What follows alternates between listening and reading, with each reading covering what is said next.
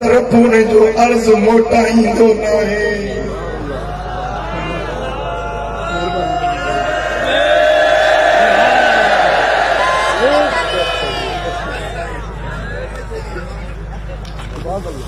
सुभान अल्लाह। और तर्स करे थी ए बगदाद वाला साईं जे मुझे मुकद्दर में लिखल हुजे हा तो घर बैठे मिले हा, जे लिखल ना है तो बैठी गयो।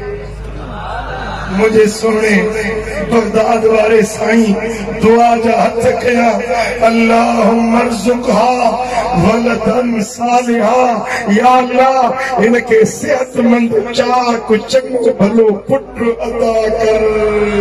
सुभान अल्लाह। आवाज आयो अब्दुल कादिर तुझी निगाह लोहे महफूज ताईं आहे, लोहे महफूज में तू ॾिसी चुको आ। इन औरत जे मुकद्दर में पुत्र लिखल न आहे तो सोने दस्तगीर इए न चयो त मौला लिखल न आहे त भला ख़ामोश था थियूं, न चई मौला भला पुत्र ॾीस।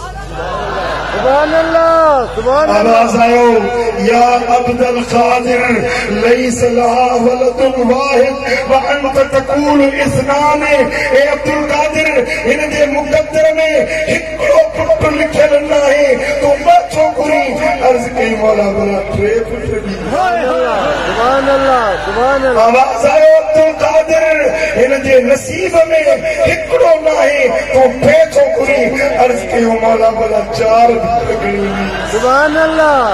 सुभान अल्लाह।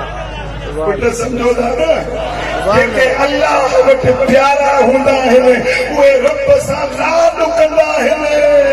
सुभान अल्लाह। अल्लाह उन्हनि जी ज़बान न मोटाईंदो आहे। सुभान अल्लाह। आवाज़ आयो अब्दुल कादिर हिन जे नसीब में हिकिड़ो न आहे त वरी चार छोकिरी।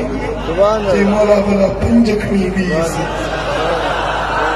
आवाज आयो अब्दुल कादिर हिन जे नसीब में हिकिड़ो न आहे तूं पंज कीअं थो तलब करी, मौला भला छकड़ी ॾीस। सुभान अल्लाह। सुभान अल्लाह। सुभान अल्लाह।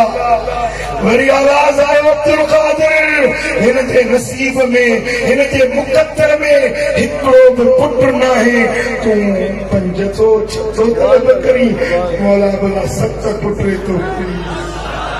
सुभान अल्लाह। सुभान अल्लाह। आवाज आयो अब्दुल कादिर तुझे चवण जे करे तुझी दुआ जे सदके असां हिन खे